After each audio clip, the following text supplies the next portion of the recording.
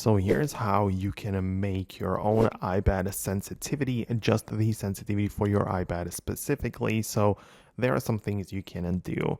First of all, you need to pay attention to the software adjustments. Like if something feels out of touch, just make sure you restart the iPad and also just update to the latest version of iPad OS. That would generally fix some issues which are not supposed to happen, right? So go to the general section, software update, and install the latest one.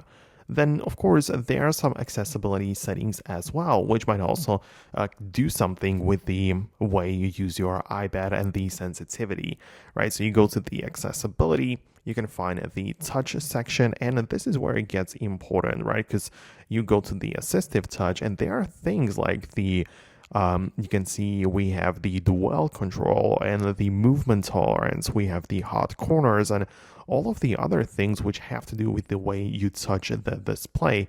And that way you can make sure that you just make sure it works out of the best way, right? So you can also go to the touch accommodations, which is like another section. You have the hold duration and ignore repeat. So perhaps you'll need to adjust the sensitivity right here. For example, the hold duration, when it's enabled, it will require to hold on one place for a set period of time before the touch gets recognized.